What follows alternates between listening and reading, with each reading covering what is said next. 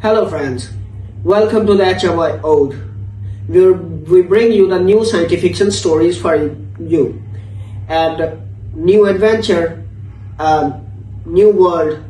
You want to know what terror tastes like? Ask a Xylothian who watched a human smile while bleeding out. Ask a coalition admiral who saw a single human marine crawl through a plasma vent to save a squad of strangers. Ask the hive mind why it now dreams of Earth. They'll all tell you the same thing. We thought humans were the galaxy's punchline. We were wrong. Dead wrong. And by the time we understood that, it was already too late for half the Orion arm. The first time Ambassador Kvar saw a human, he laughed. Not a mean laugh, exactly. More the kind of chuckle you give a child who insists their stick is a plasma rifle. The human delegation had arrived at the Grand Council chamber on Xylos Prime, wearing fabric suits that wrinkled when they walked, carrying nothing but briefcases and something they called coffee in thermal cups. Kvar's sensory tendrils twitched with amusement. 23 species had joined the galactic co-prosperity sphere over the past millennium, and every single one had arrived with ceremonial weapons, tribute, or at least a decent show of bioluminescence. These hairless apes brought caffeine. You're certain they're sentient? Kvar had asked his aide, a nervous Velian named Tisk. They don't even have natural armor, or claws, or venom sacs. Tisk flicked his ear frills in confirmation. Barely, Ambassador. Their homeworld's gravity is crushing. 1.2 standard, but they compensated by becoming persistent. Their technology is primitive. No faster than light of their own.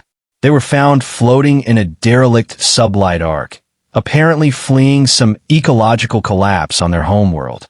Took them 300 cycles to reach our space. 300 cycles in cryo. Kvar had been impressed despite himself. That was a long time to trust a machine with your soul. Not cryo, Tisk said quietly. They bred.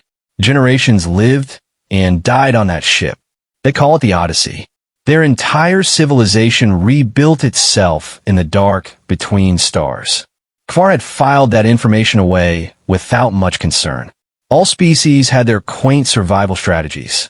The Telkin grew backup organs. The Velian shed their skins and became immune to most toxins. The humans apparently sat in tin cans for centuries, telling stories to their children about a planet most of them had never seen. Charming. Utterly useless in the cold arithmetic of galactic power. The Grand Council convened on the 200th rotation of the Xylos system's primary star. Kvar occupied his usual seat on the high dais, surrounded by the representatives of the 7 founding species. Below, on the secondary floor, the newer members fidgeted, and at the very back, practically in the hallway, sat the human delegation, 3 individuals who looked alarmingly similar to each other, except for their pelts. One had fur the color of dried mud, one had fur like burnt umber, and the third had no fur at all on his scalp, which Kvar found vaguely disturbing. Order, intoned the council elder, a massive Telkin whose shell bore the scars of 3 interstellar wars. We recognize the applicant species designated humanity, represented by Ambassador Elena Vasquez. The female human rose. She moved with a strange economy. No wasted motion, but also none of the elaborate deference rituals Kvar was used to. She simply stood, walked to the speaking platform, and looked up at the high dais without apparent fear. Her heart rate was elevated. His secondary sensory tendrils caught that, but her hands were steady. Elder Council, she began, and her voice echoed through the chamber's translation field. On behalf of the United Nations of Earth, I request membership in the galactic co-prosperity sphere. The Telkin elder tilted his massive head. You have reviewed the requirements for associate membership. We have, and you understand that your species does not currently possess faster-than-light propulsion, energy weapons, or the ability to survive in vacuum for more than a few heartbeats. Elena Vasquez smiled. It was a strange expression, showing teeth, which Kvar knew was a threat display among most mammalian predators. But the humans insisted it meant friendliness. We understand, Elder. We're willing to learn. A ripple of amusement passed through the high dais. Kvar caught the eye of the Rithian delegate, a spider-like creature who clicked her mandibles in sheer derision. The Rithian had conquered 12-star systems before they even discovered FTL. The humans hadn't even managed to keep their own planet habitable. Ambassador Vasquez, Kvar spoke up, unable to help himself. Your application states that humanity's primary military asset is something called the United Nations Marine Corps. Is that correct? Yes, Ambassador. And how many systems does this Marine Corps currently occupy? None, Ambassador. We don't occupy systems. We protect people. The chamber went silent. Kvar felt his tendrils curl in confusion. Protect people from what? You have no enemies. Vasquez's smile faded. We have plenty of enemies, Ambassador. They're just all inside our own heads. She paused. May I tell you a story? The elder waved a claw, curious despite himself. When we were still on Earth, Vasquez said, before the collapse, before the Odyssey, we had a thing called the Apollo program. We sent 3 of our people to a dead world, our moon, using computers less powerful than the device I'm holding in my pocket right now. They flew on a machine that was basically a controlled explosion, and when they got there, they planted a flag and came home. She let that hang in the air. 390,000 kilometers, she continued, through hard vacuum, on a missile, because we wanted to see if we could. The Rithian delegate clicked dismissively. Primitive enthusiasm. Every species has its exploratory phase. Sure, Vasquez agreed. But here's the thing. We almost died getting there. The first time, we lost 3 men in a fire on a launch pad. We could see them burning, hear them screaming over the radio. And we didn't stop. We just built another rocket, and another, because that's what we do, Ambassador. We look at something impossible, and we say not yet. Kvar didn't like the way she said that. There was something in her voice, a weight, a certainty that his instincts registered as dangerous. But he pushed the feeling aside. They were just apes. Wrinkled, caffeine-addicted apes who couldn't even grow proper fur. Associate membership will be considered, the elder said finally, in the tone that meant denied, but were too polite to say so. The council will convene again in 30 cycles. Humanity may observe proceedings from the gallery until then. Vasquez bowed, a shallow, awkward gesture that probably passed for respect among her kind. Thank you, Elder. We look forward to proving ourselves. She walked back to her delegation, and that should have been the end of it. A footnote in the council's endless archives. Another failed applicant, destined to wither in the galactic backwaters. But the thing about humans, Kvar would later learn, is that they don't understand the word no. I don't even really understand the word impossible. They understand not yet, and they understand hunger. The hive came 3 rotations later. Kvar was mid-molt when the alarm sounded. The worst possible timing, his carapace soft and vulnerable, his tendrils retracted in shame. He scrambled to the observation deck of the council spire, his support staff carrying his discarded shell behind him like a funeral procession. What he saw through the viewing port made his blood run cold. The hive swarm had arrived. Millions of ships, darkening the stars themselves, arranged in fractal patterns that hurt to look at.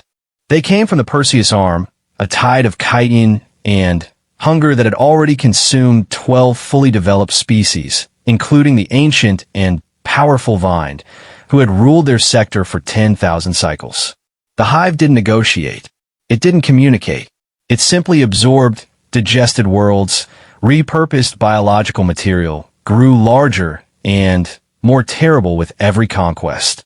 Shields, the elder commanded, his voice steady despite the tremor in his claws. All ships to defensive positions. Emergency broadcast to all member systems. Kvar did the math in his head. The sphere's combined fleet numbered perhaps 200,000 vessels. Against the hive's millions, they would last a few hours at most. The Telkin had their armor. The Rithian had their toxins. The Velian had their numbers. But the hive had evolved for one purpose: consumption. It was a perfect organism, unburdened by politics or mercy or any of the messy inefficiencies that made civilization possible. Ambassador Kvar, a voice said behind him. He turned. The human, Vasquez, stood in the doorway, flanked by the two other delegates. They weren't wearing their formal suits anymore. Instead, they wore strange padded garments in mottle gray and green, and each carried a bag that hummed with internal power sources. Not now, human, Kvar snapped. This is a crisis of galactic importance.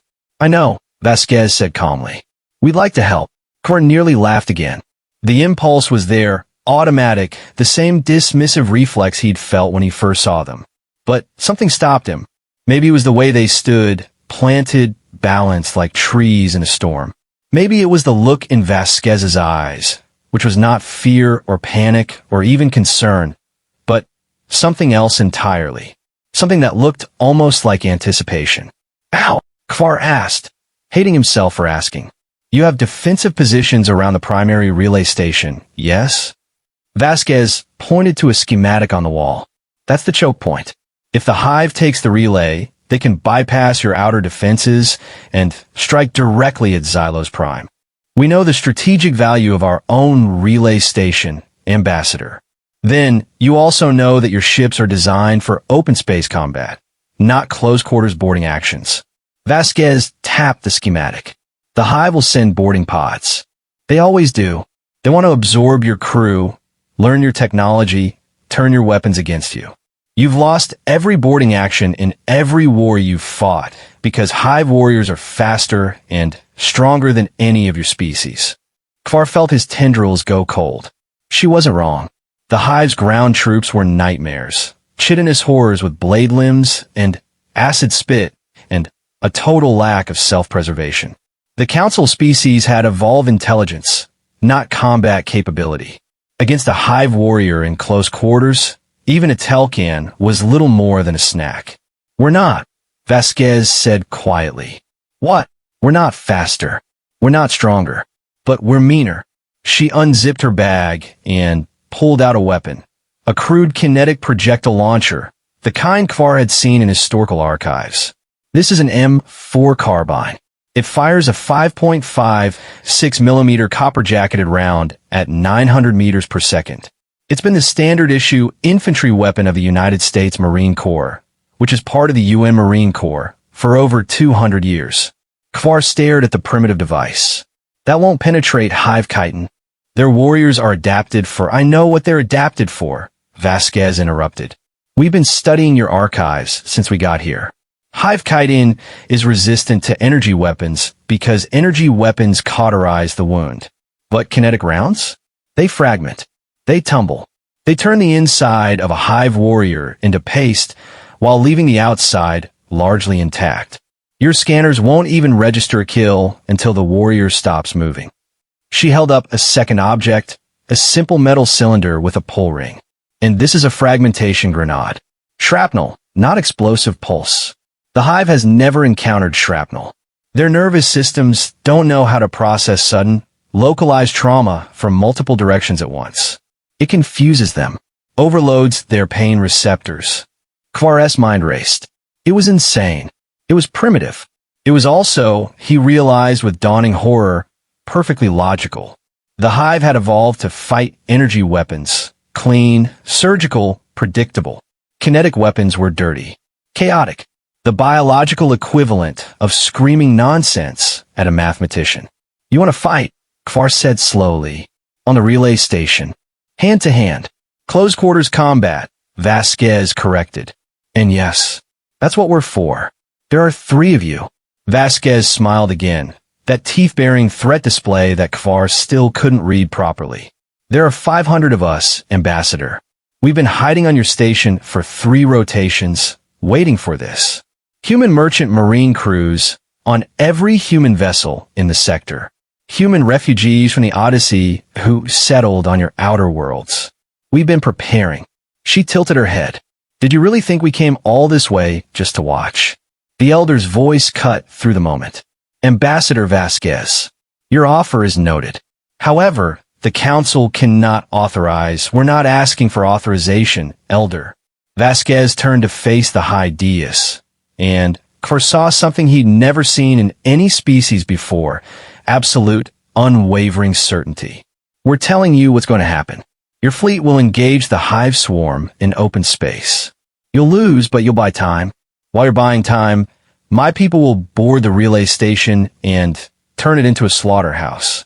When the hive sends its warriors, we'll kill them. When they send more, we'll kill those too. We'll keep killing until either they run out of warriors or we run out of bullets. And if you run out of bullets, the elder asked. Vasquez's smile turned sharp. Then we use our knives. The elder was silent for a long moment. Outside, the first hive ships were beginning their attack run. Plasma bolts lighting up the darkness like terrible new stars. Do it, the elder said quietly. Gods help us all. The relay station was a tomb when Kfar arrived.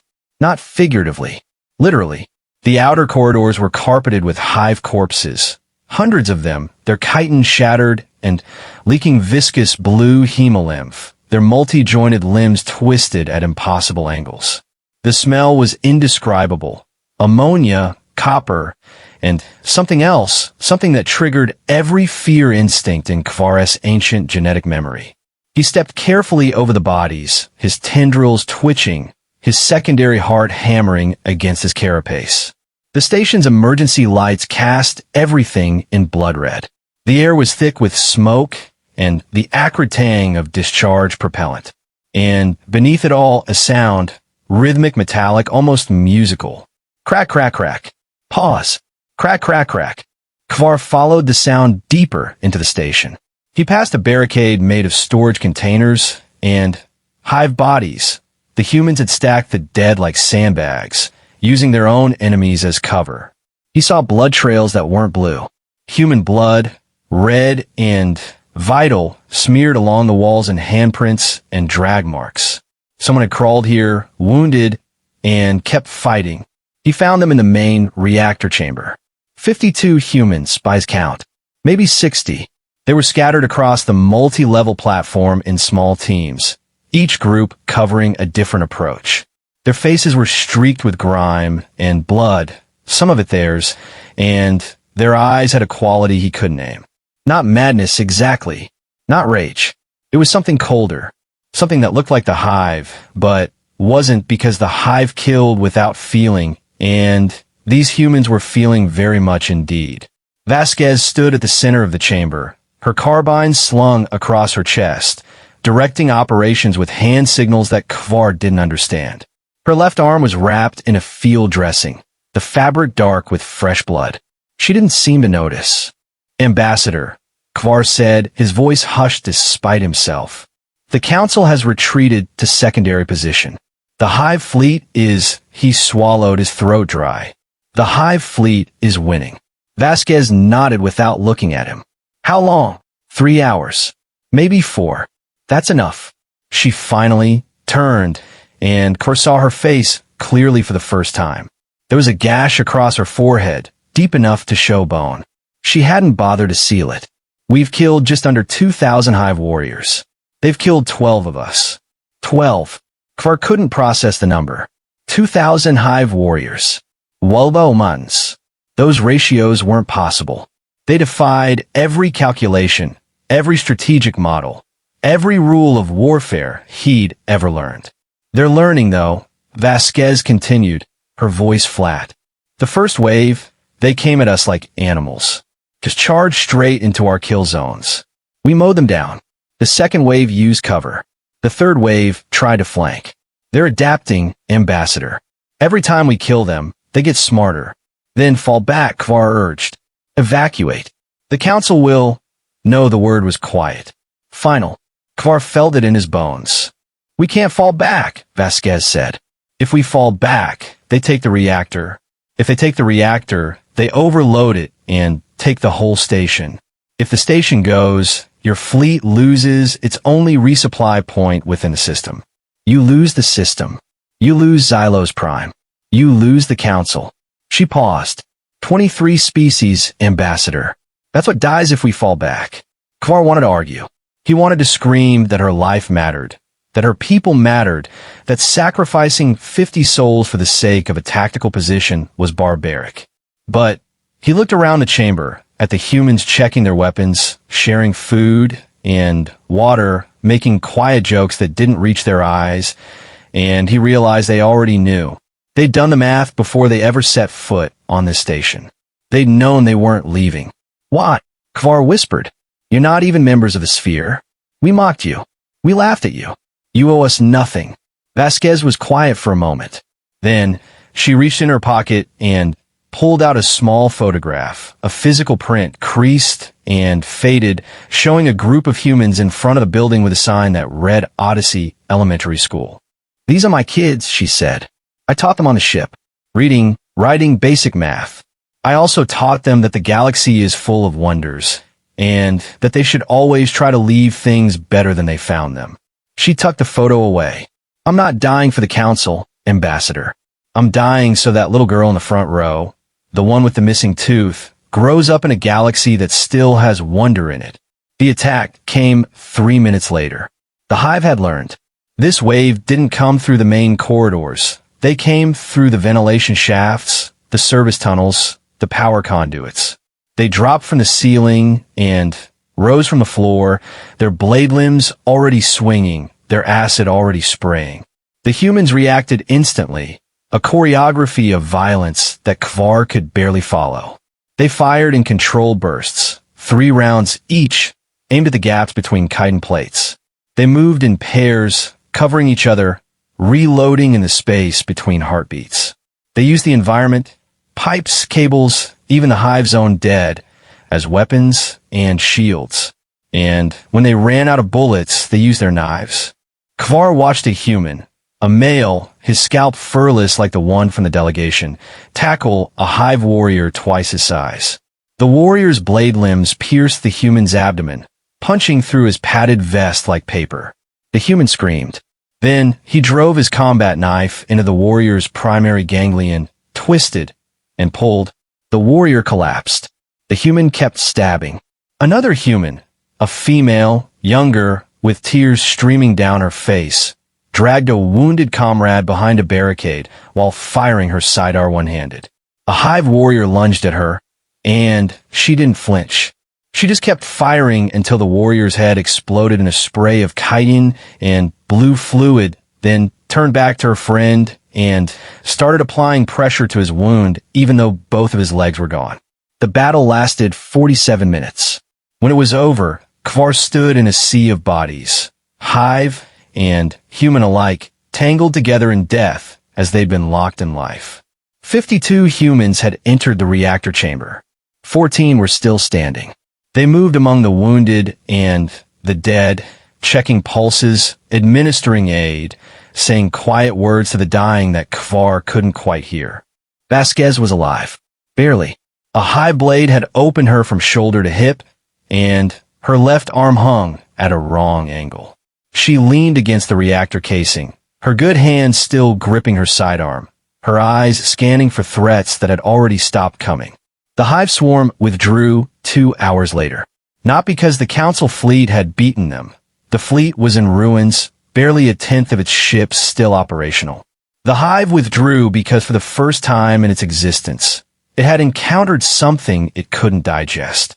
Something that fought back not with strategy or technology, but with a kind of focused, purposeful ferocity that made no tactical sense. Something that kept fighting long after any rational organism would have surrendered or fled. The Hive's collective consciousness distributed across 1 billion bodies and 1,000 worlds felt something new. Something that the Vind and the Telkan and the Rithian had never inspired. Fear. Kvar found Vasquez in the medical bay 3 rotations later. She was sitting up in bed, arguing with a Velian nurse about her discharge papers. The gash on her forehead had been sealed with synth flesh, and her arm was in a regeneration cast. She looked terrible. She also looked impossibly like she was about to laugh. Ambassador, Kvar said, and his voice cracked on the word. Ambassador, she replied, nodding. The Council survived, barely. The Elder wishes to extend humanity's formal invitation to the galactic co-prosperity sphere, with full voting rights, and a seat on the high dais. Vasquez raised an eyebrow. That's generous. What changed their minds? Kvar hesitated. He thought about the right words, the diplomatic phrasing, the careful language of interspecies relations. Then he threw all of that away and told the truth. We looked at the battle debris, he said quietly. The hive's boarding pods. We analyzed their internal recordings, the ones they transmit back to the swarm for tactical analysis. And we saw you, your people, fighting. He paused. Do you know what your heart rate was during the engagement, Ambassador? I don't want to know. 182 beats per standard minute. That's not combat stress. That's prey response. Your body was telling you to run, to hide, to do anything except fight. And you fought anyway. You fought harder. You fought better. Kvar's tendrils curled inward, a gesture of submission among his people. The hive has conquered 12 species. None of them ever fought like that. None of them ever could fight like that. Because they were warriors, Ambassador. They were soldiers. They were professionals. He met her eyes. Your predators. Vasquez was silent for a long moment. Then she smiled. That strange, teeth-baring expression that Kvar finally understood wasn't a threat at all. It was something worse. It was an invitation. No, Ambassador, she said softly. We're not predators. She leaned back against her pillow, wincing as the movement pulled at her wounds. We're the thing that predators dream about in the dark. The Grand Council convened one final time before the reconstruction began. The elders stood before the assembled species, those that remained, those that had survived the hive's hunger, and read the revised charter aloud. We came to the section on military alliances. He paused. Article 12, he intoned. In the event of existential threat to the galactic co-prosperity sphere, all member species are obligated to commit their full military resources to the common defense. He looked down at the human delegation. There were more of them now, dozens representing the scattered survivors of the Odyssey and the merchant fleet and the refugee colonies. They sat in the front row, no longer relegated to the hallway. Vasquez sat at their head, her arm still in its cast, a fresh cup of that ridiculous caffeine drink in her good hand. All member species, the elder repeated, except humanity. A murmur ran through the chamber. The Rithian delegate clicked her mandibles in confusion. Elder, that contradicts the purpose of the article. No, the elder said. It acknowledges reality. Humanity's military doctrine, if it can be called that, is not compatible with the article's requirements. Humans do not commit resources. They commit themselves. They do not calculate odds. They calculate costs, and then they pay them regardless of the total. And they do not fight to defend. He paused, his ancient eyes fixed on Vasquez's face. They fight to win. The chamber fell silent. Vasquez raised her coffee cup in a small salute. Thank you, Elder, she said. That's the nicest thing anyone's ever said about us. The Elder did something that shocked everyone present. He laughed. A deep, rumbling sound that shook his entire carapace. It was not a mocking laugh. It was not a nervous laugh. It was the laugh of an old soldier who has finally, after 10,000 cycles, encountered something that surprises him. The galaxy will never be the same, he said, still chuckling. And I, for one, am grateful. Vasquez smiled. And somewhere in the dark between stars, the hive swarm continued its long retreat. Not to regroup, not to resupply, but simply to put as much distance as possible between itself and the small, violent, caffeine-addicted apes who had shown it what terror really tastes like.